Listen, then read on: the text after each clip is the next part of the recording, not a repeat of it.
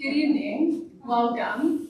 My name is Gwendolyn Fernandez. I'm the Curator of Education and Public Programs here at the Harwood, and thank you so much for joining us tonight on this snowy evening. So this is our inaugural Conversations with Curators, which will be an ongoing series where we invite experts to the podium to engage us in provocative conversations about art.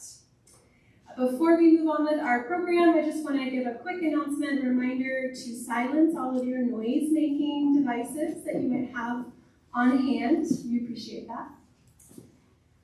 Tonight we are pleased to welcome Dr. Betsy Fahlman, the Adjunct Curator of American Art at Phoenix Art Museum and co-curator of the current exhibition William Herbert Buck Dunton, A Maynard Goes West.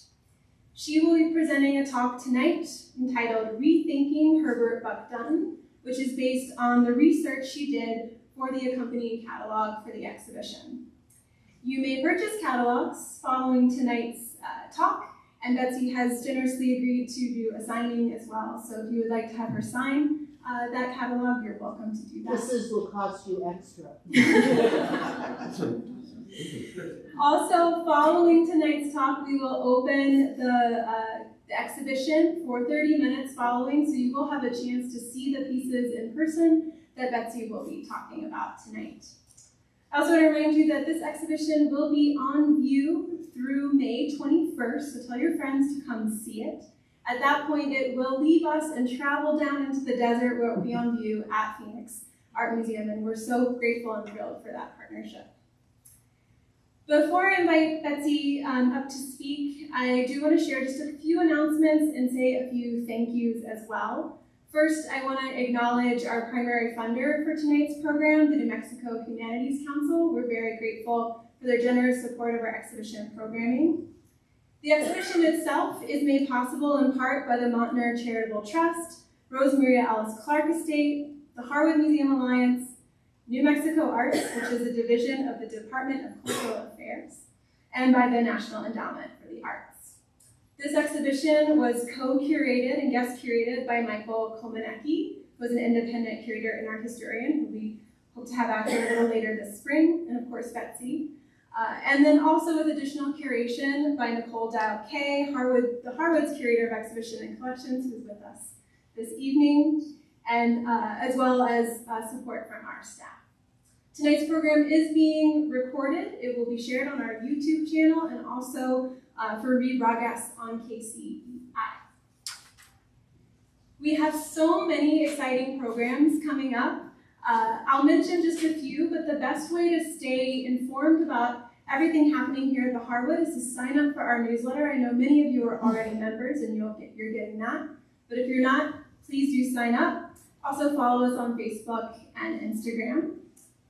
One particular program series I'm really excited about coming up next month, we are working with the Taos Center for the Arts to present a series of films that accompanies the exhibition Outriders, Legacy of the Black Cowboy. So the films that we have chosen feature real and fictional stories of Black cowboys living and working in the West with an emphasis on films made by Black filmmakers or featuring all Black casts. You will be able to buy a series pass to see all 6, or you can see them each individually. And those tickets will be available next week. So without further delay, I would like to introduce Dr. Betsy Fahlman, who I had the great pleasure of working with at Phoenix Art Museum for a couple of years. We're so glad to have you back in Taos, Betsy. Betsy Fahlman is a professor of art history at Arizona State University, where she has taught since 1988. She did her undergraduate work at Mount Holyoke College and graduate work at the University of Delaware, where she earned her master's and doctoral degrees.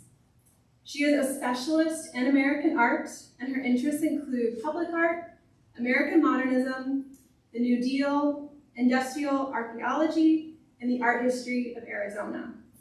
She has published a number of books. I'll list just a couple of them. They include New Deal Art in Arizona, Chimneys and Towers, Charles Demuth's late paintings of Lancaster, and Pène du Bois, Painter of Modern Life. She was the curator of landscapes of Extraction. Landscapes of abstract, hold on, back I put it in the first document for the press, abstraction. It's extraction. Landscapes of Extraction, which is about mining. And that was at Phoenix Art Museum in the summer of 2021. And she was also the author of the accompanying book. Let's welcome Betsy to the podium.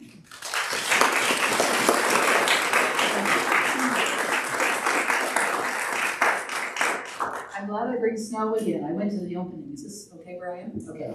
And when I came to the opening, it snowed, and it snowed here. So maybe I'll bring snow to Arizona. Something might freeze over if that happens. So anyway, I'm very glad to be here. It's my third trip to Taos in 3 months. That's like one a month. That's how many trips to Orlando's. Makes me very, very happy to be here again. So I want to thank particularly our partners, Juniper, Nicole, Chris, and Emily, and the Preps. They did the most beautiful installation, and I could not live without the preparers back home, and they did a lovely installation. I am a specialist in the art history of Arizona, but now I'm a specialist in Herbert Buck Dunton. Michael Komanecki worked on this for about 3 years, and we were about to go to press, and the Farnsworth Museum pulled out. And why would the Farnsworth Museum in Rockland, Maine want to show on Herbert Buck Dunton? He was born in Augusta, Maine, and when he comes out here, you'll get to hear all about his Maine youth, fishing and hunting and doing whatever boys do in the summer in rural New England. So, yes. That little microphone is the one we can hear from. Mm-hmm. Oh, that's right. Okay. There you go. Okay. Thank you. I'm now in the right place? Mm-hmm. All right. You didn't tell me the truth on that one. So anyway, so you'll get to hear on that. The catalog, which you see over there and can purchase and read, stay up all night reading. Wait till you see the movie. I haven't figured out who's going to play me yet, but you can do that. It is all new material. No one has ever written on Dunton and what happened to him in Maine. There are little scraps in some of the catalogs that have been published, and no one has sort of taken a somewhat gendered view of Dunton. He doesn't sort of intersect easily with that, but I had a very good time working on cowgirls and some of his images.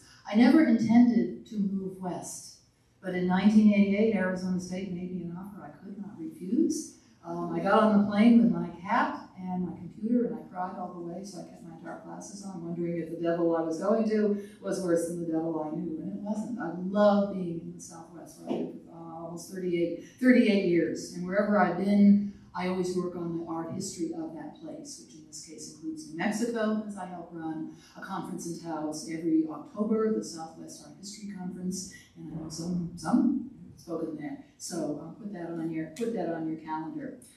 It's been, and here's Flora.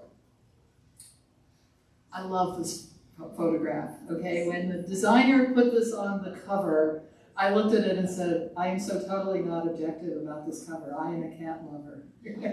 So I showed it to 15 different people in the museum, including our director, who is allergic to cats, and they all loved it. So I went, okay, great, that's going to last. So I just thought it was the most wonderful, wonderful cover with this really interesting looking man with a tabby asleep in his lap. This is a common sight in our household. So, but we both Michael and I thought it was time to rethink Dunton a little bit and not take some of the standard tropes of the Taos School, which is a wonderful group of guys and one woman, and take a different view. So he's getting the travel, the growing up in Maine, and then what he does with some of his illustrations. It is a small and mighty show. It's only 8 works here. It will only be 12 works at the Phoenix Art Museum. I'm adding one cowgirl painting to it. But when you see it, it is a really lovely show. We are lucky to have loans from the Stark Museum in Orange, Texas. They have only 400 works by Herbert Dunton. I didn't go see them, Michael did, so I think he saw all of them. But they have certainly the largest collection in the universe of his work, and other lenders like Albuquerque that loaned its wonderful little boy. So, and Dunton has been much on my mind recently. Those of you who follow the auction records may have looked at the recent Coeur d'Alene auction in July, where this work, called Tree, was estimated to bring $400 to to $600,000. It brought $1,000,004. And if that doesn't open your eyes on Dunton, is Dunton valuable? Yes, ma'am, he is. So I think that set a record for a whole bunch of different things. So I love this little summary of the Taos Society of Artists, but I want you to pay close attention to the one on Dunton. W. Herbert Dunton, champion bear hunter of Taos County, also artist on the side, pictures painted while you wait. You will see a little bit more about bears later, but I couldn't resist putting that in. Now, how did Herbert Buck Dunton, he wasn't Buck in this photograph, become Herbert? So this is taken in 1901, and this is taken in about I want to say 1913. Okay, forward. There. So how does he get from this? Oh, okay. What have I done here? I'm going backwards. There. He goes from this to this to this. I'm done making mistakes. So there. His Maine beginnings. This is the capital of Maine by a prominent architect named Bulfinch. It's still in Augusta, and this is the sort of place where he was born, in Augusta, Maine, the capital of the state. He spent a great deal of time with relatives out in the country area, but I think no one has really paid much attention to what he learned from Maine and why his rural experiences with hunting and fishing in Maine made it very comfortable for him to move to Taos. He also, and this is by Dunton, I thought for a long time it was the only copy in the country of this book is in the Library of Congress.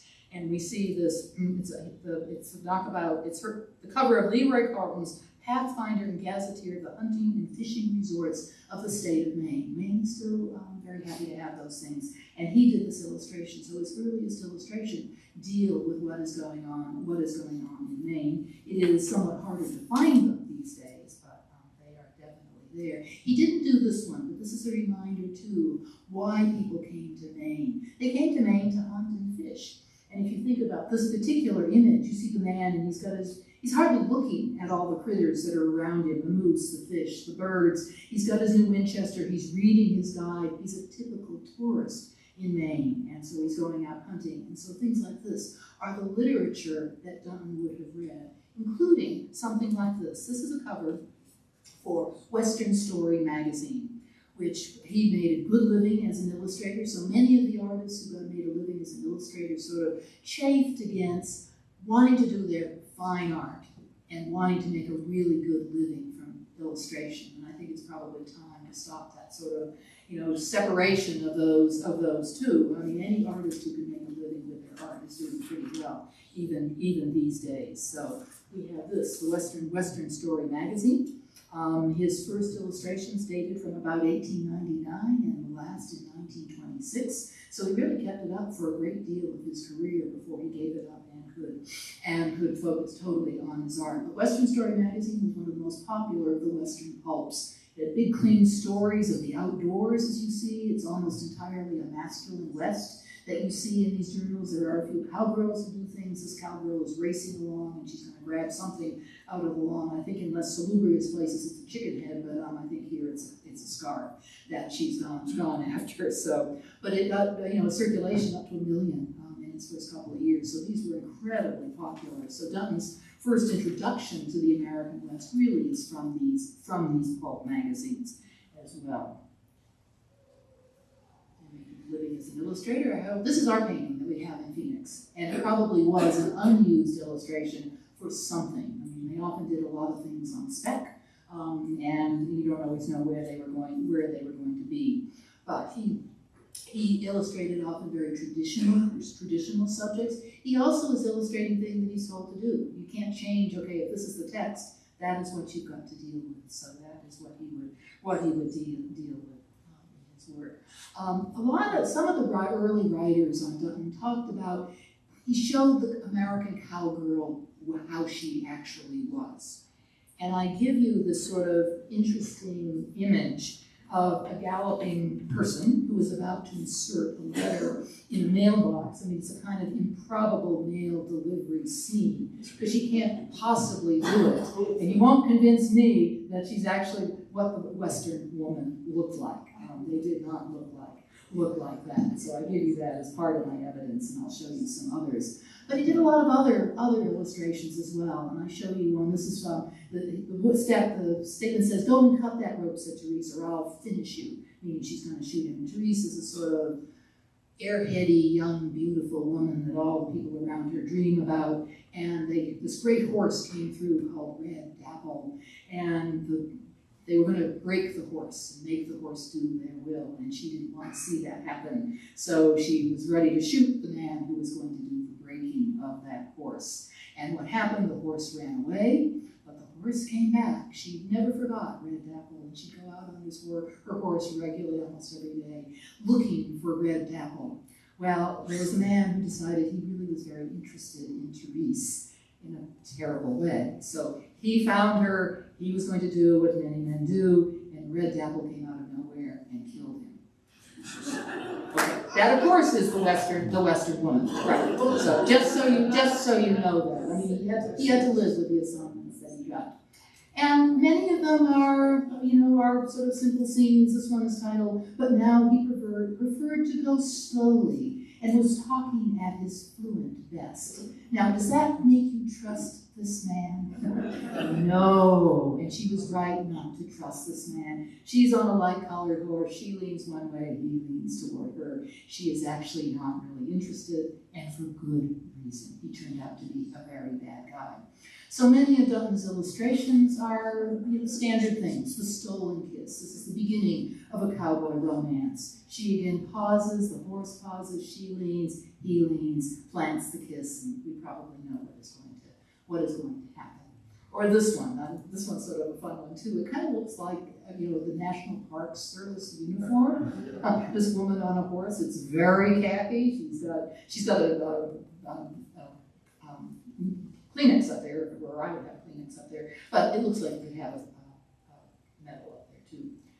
Or this one, it's called The Lonely Vigil, and an illustration for Alice Cowdery's The Road to Demuth in Collier's. So many of these appeared in really leading magazines of the time, and this is quite a beautiful one. This is a view of the painting that survived of it, and it changed the meaning of all of this. This young woman is traveling with a group of people who have to get their cows to market, or they won't get paid for the year. So they go through this terrible snowstorm, not quite like what we had yesterday.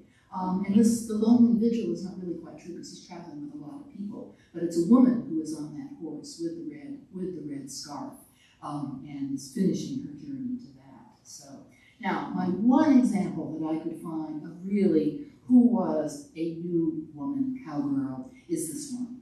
And this was an illustration it's titled, "Well, Judas Spurs answered him in the bit, brought him about whirling as only a devil-hearted horse knows how to buck." And that's a very long title, but it is an illustration to Judith of Blue Lake, the 7th novel by Jackson Gregory. He published a lot of things on the West. Now, who was Judith? This is a fictional character, of course, but she has inherited her late father's ranch. And most of the people who are working at the ranch want to make her fail at the ranch. So they do everything possible to do that. They poison her stock. They set fire to her fields. They actually killed her father. They kidnapped her and were about to kill her. So they really weren't very good employees. But right at the start, she wanted to do a modern ranch. And so what she did was she went to Berkeley and she went to Davis and she talked to people in agriculture in those departments and wanted to include those modern things as a ranch owner. But the men didn't want to work for a woman. And one was particularly obnoxious and she shot him twice, both arms, and he kind of backed off on that. And then they said, "Well, I will work for you, this terrible man, I will work for you if you ride a particular horse for 3 minutes." So he got the most angry, huge, terrible horse for her to ride. And she did this ride that was out of desperation because she needed to save her ranch. And Prince, was trying to buck her, and she stayed on. And she did the 3 minutes, but she almost got killed because she went over a drainage ditch, and she realized she didn't have time to turn around. And so she sailed over it, and then the men back at the ranch heard her laugh and then come back. So she knew she'd saved her ranch, but she also knew she needed to fire all the rest of the people there. The only traditional thing about this story was she fell in love with the ranch manager. And so there was a happy ever thereafter there. So that is a good one. He does a series of strong figure paintings, and I have to show Ginger first, because Ginger lives here. And Ginger doesn't travel very often. So we want to really highlight Ginger. You've already seen mine. But in the late 20s and early 30s, he did this wonderful series of single figure men that he obviously knew. He wasn't doing them for sale. He was doing them because he knew the people, and they meant something to them. But most of them, they've got dark backgrounds, as if they're in a play or a movie still. So they're very carefully composed, and very strong figure paintings. Ginger was a nickname for Ginger Dowell, Nathan Dowell, when he came to Taos before World War I.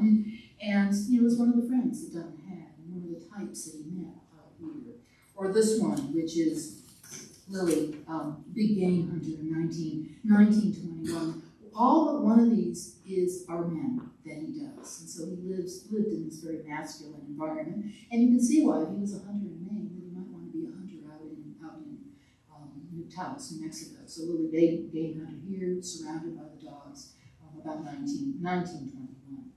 Or this one, which is the cattle buyer of 1921. He looks around. All of them have this sort of funny vegetation. It took me a while to figure out, was it sagebrush or was it rocks or whatever.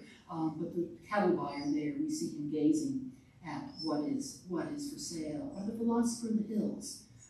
We again don't know the identity of this man, but this is a very interesting figure with his dogs out in the woods. This is one from the start, McMullen Guide. Now, like Maine, a lot of people needed a guide to take them out. I mean, if you ever want to tour Maine, the safest place to be is with a Maine guide. They get dropped off in the wilderness with nothing hardly to sustain them, and they have to make their way home. This is the kind of guide that the tourists would come, and he would take them around, whether they wanted to hunt, what they wanted to hunt, and what they wanted to. But he felt too, these are the figures that were disappearing from a changing West. Almost as soon as he came here, many of the things he loved to see began to suffer a period of change. So in some ways, they're memorials to those people that he met. He also did his children. He was married to a woman named Hartley, as in Marston Hartley. She was a relative of Marston Hartley. You'll hear more about that from Michael. But they got divorced in about 1920, and the kids stayed with her during the school year, and they would come and spend their summers in Taos. And it's kind of interesting painting. They're annoyed about something, either getting up really early in the morning when the light was good to paint, or probably the aftermath of their parents' divorce. And so you see Vivian in the background on a horse and Ivan in the front, and they all look like they're a little bit lost in this picture. But it's quite an interesting picture. So they traveled from New Jersey on their way out to Taos, riding horses as everybody did when they came out here. And this is one of my favorites. This comes from the Albuquerque Museum, and it's the Pastor de Cabras. And you see this wonderful little shepherd boy, and he's got his dog, and he's got his goats, and it's a wonderfully big painting. If you haven't seen it, do go up and see it. You know who the sitter was, or the stander in this case. It was a local family, and he convinced the parents to let him do a portrait. The bell around the goat with the goat with the bell around it is to keep the rest of it's a point goat, and if some predator comes through, then that goat tells the rest of them about it.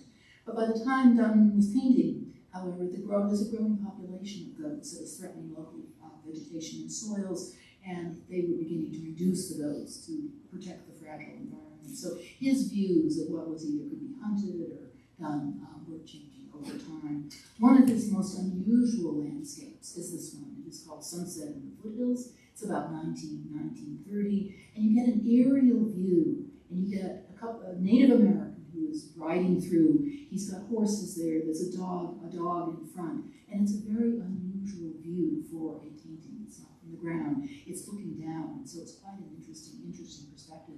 All of these paintings are really very large. These are like 40 by 50. Many of these works, so they're really big paintings that he did. The only one he did of a woman in this manner is called Romaldita. In about 1922, it's also oil on canvas. Romaldita was known to the family as Betty, and it's clear they never knew the names of their Hispanic workers. She was the family housekeeper. It's like Virginia Woolf, who depended on servants but never knew any of their names the entire time she had them. And Romaldita is pictured rather differently.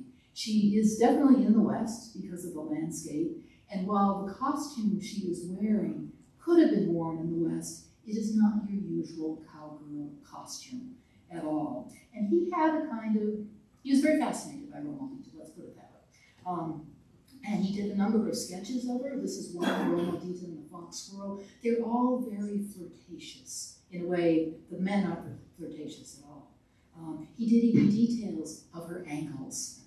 I don't know if that was a fetish, but he painted her differently than any of the other ones. We just don't know too much about Romaldita, but he did a different sort of work with them. A bevy of bears. I told Michael we can't have the show without a bear in it, so I have 3 for you there. And this is the one from the start, Mountain Mother from about 1932. They're big, gorgeous paintings, 60 by 50 inches, and they're beautiful bears. You've got the kind of motherhood of bears, you've got them out in the landscape. They are just wonderful, wonderful bears. And here's one in the Smithsonian American Art Museum, and you see all in the foothills, and the bears are getting ready to take their long nap and fattening up. And so this beautiful big brown bear. Black bears, just black bears. This is the title. It's in the Denver Art Museum, so I just had to show you 3 because they just are so charming, and I really have enjoyed working on them. Now, picturing the new woman. Okay, this is not by Dunton. It is by Alice Barber Stevens. It's called A Woman in Business, published in the Ladies' Home Journal in 1897. At the turn of the 19th century, all kinds of things are beginning to change. If you know the art world, you begin to have modernist styles, modernist music, you name it, and behavior of women began to change as well. And so there were a number of interesting tropes about this new woman and what she meant. This is an interesting ad, and if you picture the Ladies' Home Journal, Alice Barber Stevens did a whole series on the woman in the home, in business, and whatever. They are showing what a modern woman would do. But this is Wanamaker's, the famous store in Philadelphia. You see a woman, she is sitting down. She has I don't know how many people waiting on her. Have any of you ever tried to get someone to wait on you in the department stores these days? This is a fascinating image. Actually, so it isn't really a woman in business, it's a woman participating in the commerce of the business world. There's also the Gibson girl as well. You know, these beautiful, shapely, they have their heads always up in the air, their hairdos are never astray. And in some ways, they're really not a modern woman either, even though they're young and athletic. Their goal was marriage. So they might go to college, but not to learn a profession. They weren't going to have a job. Their really goal was marrying well. And so you see these sort of, how do I say, vacuous faces just sort of gazing outward, wondering when he will come along. And then there are the flappers. The flappers are, how shall I say this, truly dangerous women. There's a wonderful line about flappers, and one of them says, I want to be a society vampire. And they went out into the world with rouged lips, a little bit of jewelry, and very skinny outfits. They were also very, very short. They're very androgynous. I decided to go to a Halloween party one year, long ago, and I was going to come as a flapper. And when I put on the dress, I realized if I breathed, the whole thing would split.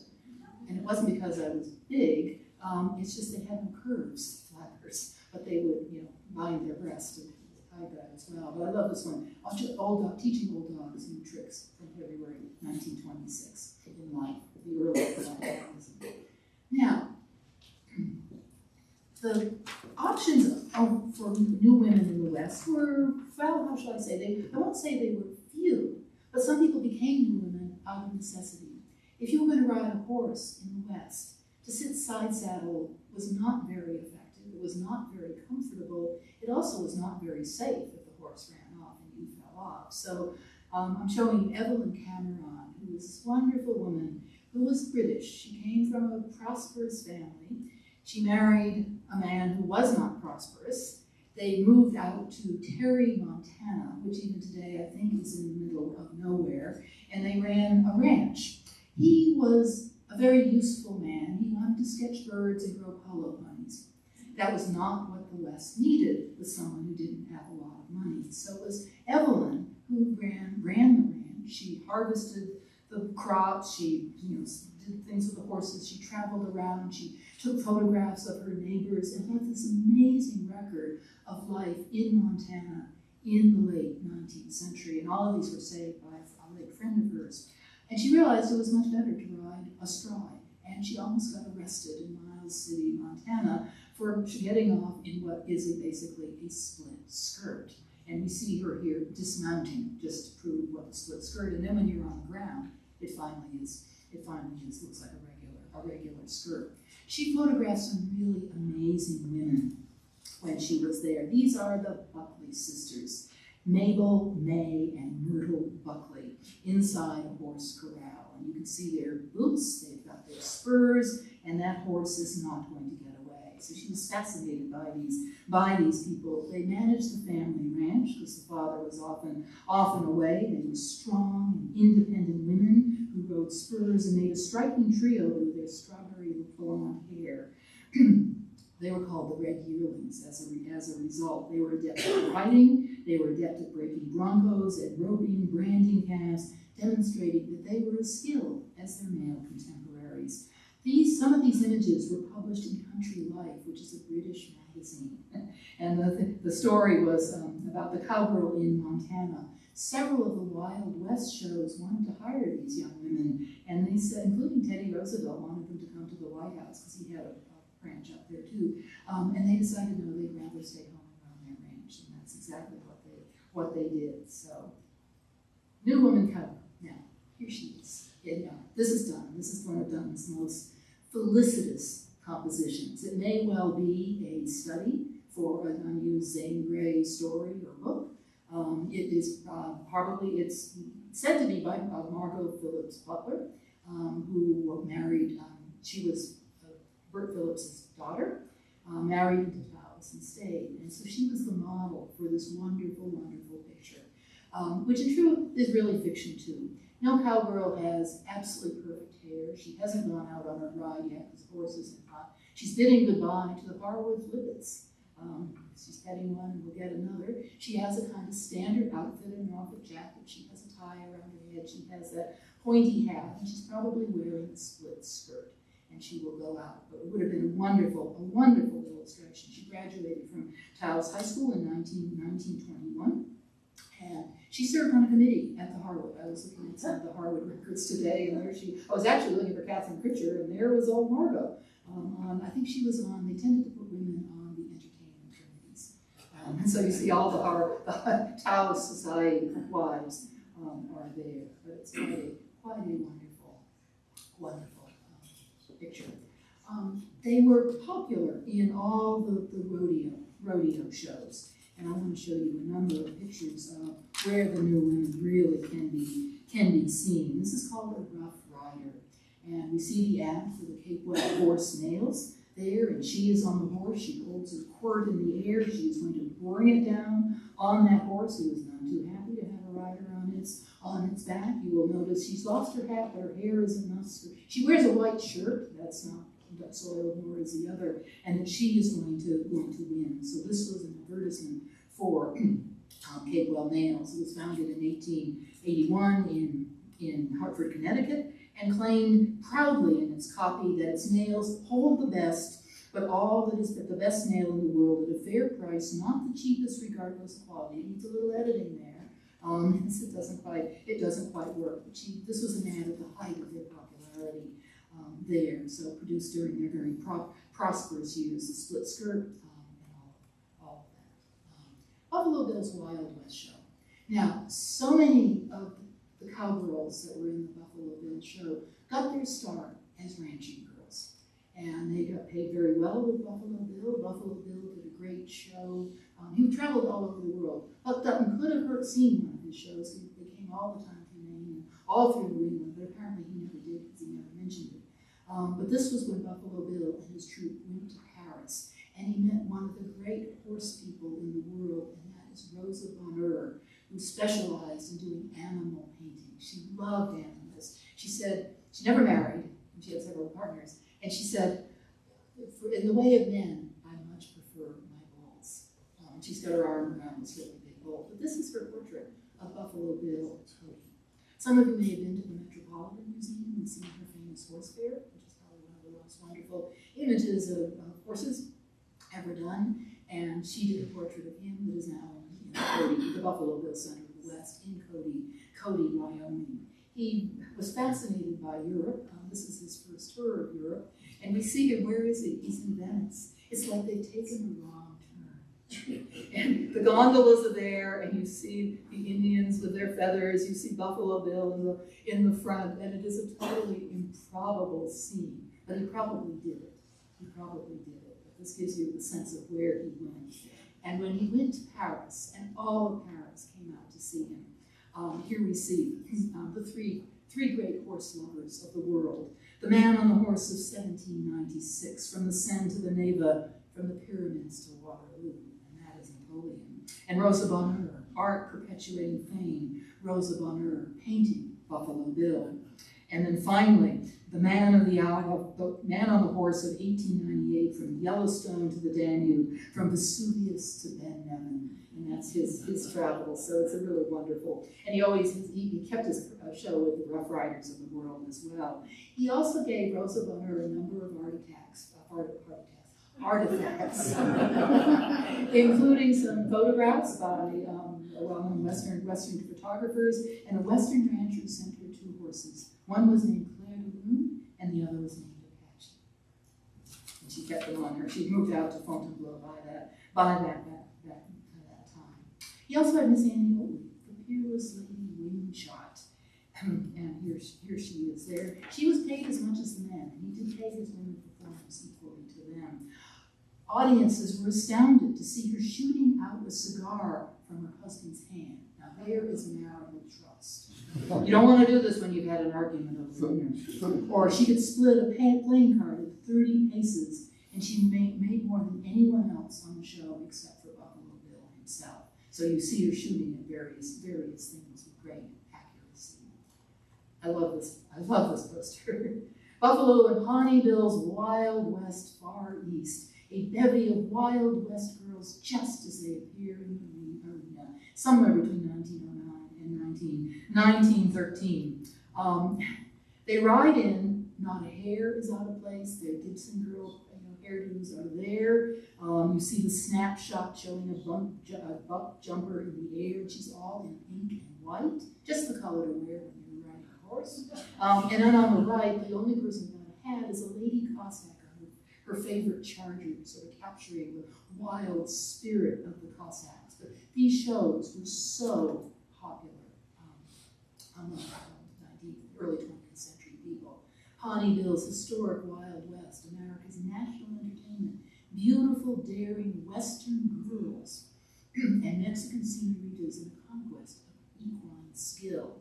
And you see, all of these are stereotypes, and whether they were, senoritas, I don't know. He traveled a huge entourage. When you heard the number of animals he traveled with, and horses, and singing cowboys, it's quite an operation. So we see these daring Western gear, all this skillfully dancing. And then Buffalo Bill's Wild West and Rough Riders, and it's called Cowboy Fun, the Bronco Busters' Busy Day. And you see a lot of men, and they're all still on their horses, and you see at least one woman there looking out, that she has the same kind of skill. He even did them dances. So here is Wild West again, and Converse of the Rough Riders, the Danse des Cowboys à Cheval. And so they're doing some kind of elaborate waltz as, you know, they have the men and women come in. He had to keep changing his shows because he wanted people to come back. And so he'd try and deal with other horse cultures. And this is Buffalo Bill's Wild Rides from Congress of the Rough Riders of the World, wild rivalries of savage, barbarous, and civilized races. What do you think the civilized races are?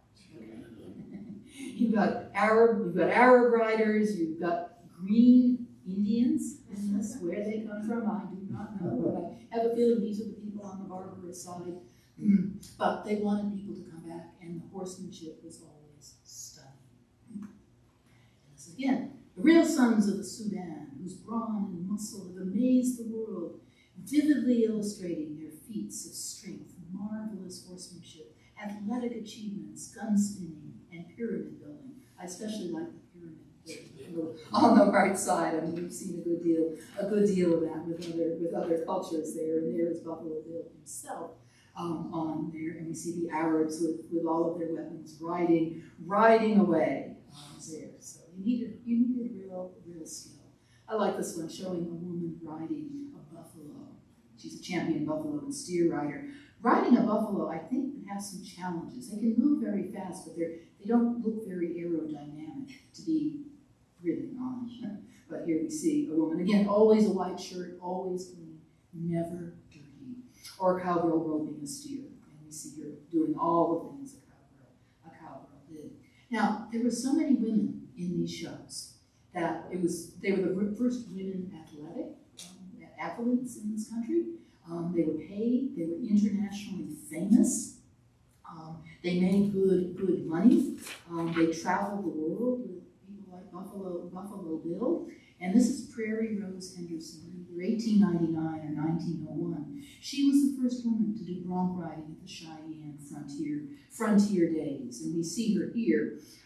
She was raised on a Wyoming ranch, as so many of these women were, and grew up riding and roping. She established her reputation as the first female bronco rider at the Cheyenne frontier days at the turn of the 20th century. She enhanced her impressive gymnastic skills of her performance with flamboyant costumes of her own design, decorated with feathers, sequins, and that made her a fashion star, and one outfit included silk bloomers trimmed with mink. I don't know about that one. But Buffalo Bill was impressed by her strength and daring and observed to a newspaper reporter in 1912, "Bronco busting isn't a game for the timid and weak," adding that death lurks close every time a rider mounts up. Tilly Baldwin. Here we see, look at this long hair, performing Wild West shows, maybe the first woman to attempt steer wrestling. One wonders what happened to the first. That wasn't. But they all had to be fashion plates with these incredible costumes that must have taken a long time to get into. Or Lulu Belpar, a sharpshooter, trick rider, bronc and buffalo rider, a champion lady bucking horse rider of the world. Look at those boots. How long do you think it takes to tie those boots up? And all the other costume things. So they had to be good at this. Now, this is Bonnie McCarroll being flown from silver at the Pendleton Roundup in 1915. She didn't die this time. But the men often competed with the women together. And the men did not like the women besting them in these riding shows. And they really worked hard to get them out of that. And then Bonnie McCarroll was thrown in 1929 and dragged around the stage. They were kind of tied into their horses, hobbled in, and so it was very hard for them to get away if they fell off. They redoubled their efforts to get the women rodeo stars out of the rodeo arena. And these stars, they thrilled the crowds who came to see them perform dangerous stunts wearing little in the way of protective clothing. She was born on an Idaho cattle ranch and was killed at the Pendleton Roundup later on. Tragedies like this led the rodeo promoters to ban women from the more dangerous events in favor of less athletic competition. So where were they put? They were made rodeo queens. That is not a dangerous event. there. So that began around 1910, and the Rodeo Association of America, which was formed the year of McCarroll's death, set basic rules for events, and no women's events were sanctioned by the organization. So there's that. It's a similar outcome. The women who were pioneers of airplanes, in car racing, some of them have records that have never been broken. We're vesting them in this mixed gender competitions, and the men who formed their professional organizations wrote the rules to protect them, even though the men died of the same things. So it was a kind of sad end. So yeah, there is Dunton riding off into the sunset. By the time he died in 1936, and it was the year that Kraushaar and Ufer died in the same year, we were in the midst of the Great Depression. What had sustained and inspired him for so many years was beginning to disappear. The golden age of illustration, which he participated in, would soon come to an end by around the end of World War II. The women got the right to vote. It was a dangerous thing to do there. And the entertainments by Buffalo Bill also ended. But he left a lasting record of so many of these people who did that sort of thing, the changes that they endured, and celebrated the new women of the Southwest. It provides the modern viewers and with a significant glimpse into an era of change. Thank you.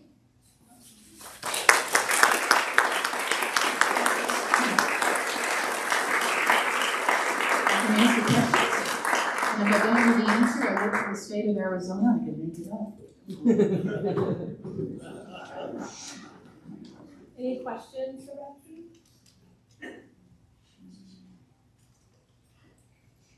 You know everything I know now. So, yes. I'll start. On Dunton's his paintings, pictures, I noticed the expressions of the women were vast compared to the men. I just Vast? Well, in other words, it was diverse. And I think it has to do with whatever he's illustrating. okay. If the story calls for it, he will put it in. And he wouldn't illustrate every page, but he'd illustrate certain key scenes in them is what you wanted to have for his illustrations. So that may be why. The men look more serious. That I gather, yes. Mm-hmm. But do these look happy. They're out on the range. They're away from their women. That's what they do. So that's probably what accounted for that. Well, thank you for coming out on that. There is a question. Yes. How did the Stark Museum end up with so many of his paintings? The Stark family, I'm trying to think when they first bought things, but they have a large collection of Western art and not just Taos. I think they like something about Dunton, and not all of them are the same size.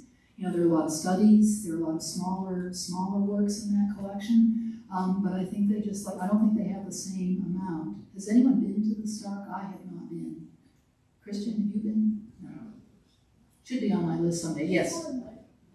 So they've got a lot of other things, and they don't normally lend. Lending is not part of their mission. I can tell you that. But we are really glad to have their paintings. They are very careful with their paintings and want them to be kept very good care of. So we have, and we will in Phoenix as well. It'll be up in Phoenix for a whole year. We decided to give the preps a little bit of a rest and keep it up, and I will install it with some of our New Mexico works. I'll put my Cowboy Artists of America section near it, and then we will have a selection of New Mexico works as well. So it'll look different than here because we're just different galleries. So, other questions? And I see another. Yes. You can speak up. I'll repeat the question. How did they sell their work? How was he represented? Good question. I don't think they sold a lot of it in Taos. They had a lot of backing from the Midwest. There were a bunch of Midwestern industrialists who really loved their work. So when you go to Chicago, you'll see quite a few works in various Midwestern places. One group founded a consortium to support Ufer and Hennings. Yeah, and they would buy paintings that they did so that they could continue to do their work in Taos, because that was not where they made their money. And they formed the Taos Society of Artists, which was a great branding thing. It gave them a collective identity, you know, and they had various rules. First, you had to have lived in Taos for 3 years, and then they broke that down, so more people could come in. But it really was a wonderful marketing tool because, you know, Dunton would sometimes go home to Maine before he settled here permanently in 1914. But it gave them a brand identity, very much like the Cowboys of America, and it enabled people to buy them, and people really wanted them. And that's how some of those big collections were. I mean, Texas is still Western, so that's where the Starks came from. But they bought a lot. Did they work with the railroad, Santa Fe Railroad? Oh yes, oh yes. That was actually the first American corporate collection, and every Western artist wanted to be in that collection. And for some of them, they would pay for all their travel. They'd give them passes on the railroad. They wanted to own copyright. They kept ledgers of it, so we know a lot of what was bought and how much was paid. They even bought a lot of women. It wasn't so much they cared about supporting women, but they wanted a lot of as many Western artists as they could get, because they used it for hanging in their offices. They used it for for brochures. They used it for menus, whatever they needed in paper. And they had stations all over the country. It's 3,000 miles all the way from Chicago to Los Angeles. So they had a lot of stations to put in. So, and the collection still exists. It's had a lot of deaccessions. They still collect some contemporary work. It merged with the Burlington Northern, so it is now the BNSF collection, and it is based in Fort Worth, not Chicago anymore. Yes. Yes. Yeah, what was the relationship between Dunton and Hartley? Oh, his wife was related to Marsden Hartley. Did they know each other? No. Michael tried to find out if they did, and they might have even been in New Mexico at the same time, but they were in such different worlds. I know Hartley would have thought the Taos Society were old fuddy-duddies, making up a West, and he would have thought they were just effete whatevers, and Hartley was gay and Dunton was not. I mean, there are all kinds of gaps that they would never fill, but he definitely is. Michael's the first person to uncover any literal relation to Hartley. So no, they didn't meet. One wondered what they would have said. Yes. Can you tell us something about his artistic education and maybe his artistic influences? Yeah. Aside from me, he studied with. He studied with Blumstein, or Blumstein just told him to come out to the West. But he did have formal education, and it was Blumstein, I think, who told him to stop doing illustration and to come West and make his career there. He didn't give up illustration quite at that point. But they all had good art educations. I mean, some of them went to Europe. That's often where they met their wives. And their wives, they had very talented wives, and the wives didn't do quite so well in Taos because there was room for like one studio in the family, I think. And that happens in so many cases of women artists across the country, that their careers withered as, and some of them are very, very talented paintings. If you ever want to get a good look at some of the New Mexico women independent spirits, which the Autry Museum did, 10 years ago, 15 years ago, it's a book I pull most often off of my shelf, that you'll find a lot of the women in New Mexico of that same era, and their wives had a lot of talent. So they had very good art education in Europe and here. Another hand? Any hand? Any other questions? Up, way in the back. Stairs are good exercise, Gwen. Very good aerobic. Thank you very much for the presentation. I have a question. In your research, have you ever seen any illustration of sheet music? I don't think by the Taos artists, if that's what you're asking. There's tons of illustration on sheet music. I just am trying to think of, there must be some Western songs that have illustrations, but not by the Taos groups. I don't know if that was their theme. Good, interesting question, though. Just something to think about. So, Any other questions? yes. Yes. I just wanted to ask about the myth.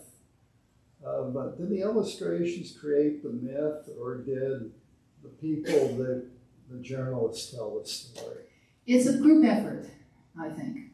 It's the popes, it's people wanting a fantasy. You know, it's like when they came to New Mexico and they come to the Harvey House and they get the tours with, you know, the Harvey girls, and they buy souvenirs and they want a safe experience there. And so a lot of people wanted a Western adventure but didn't want to venture too far. So I think it's created by a whole group of people. Because certainly the Taos artists aren't doing everything accurately. I mean, there are a few feathers that are on models that don't exist in Taos. So there's a lot of myth-making with them. And they all collected artifacts. I mean, Sharp Studio was loaded with stuff. And some of it he sold, and other times he used it in his paintings. But it also gave an authenticity to people visiting those studios who might be patrons at some point or other. They wanted to have someone who looked like an artist. Oh, he's got all these, he's got easels, he's got whatever. So that's a good question. Well, thank you very much, Betsy. If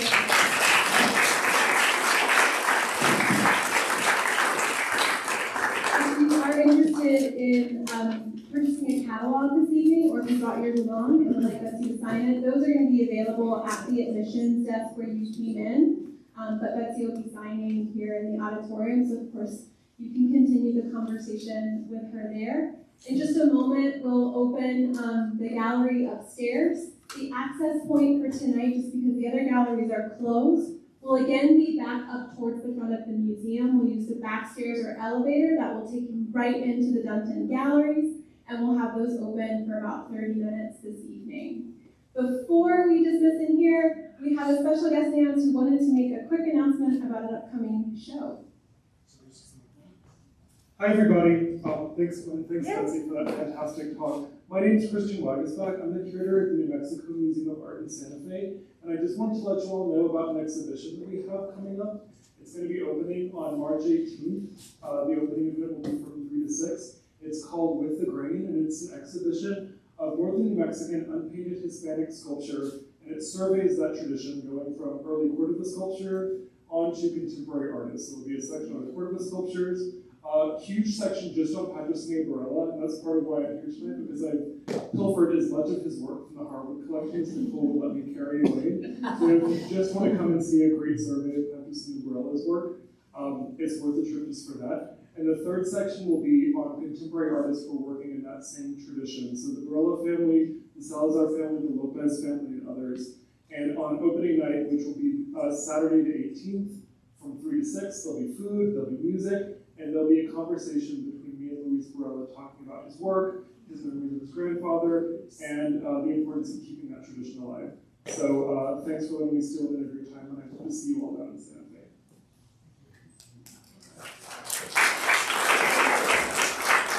And if you can't wait to see that show, Christian gave a talk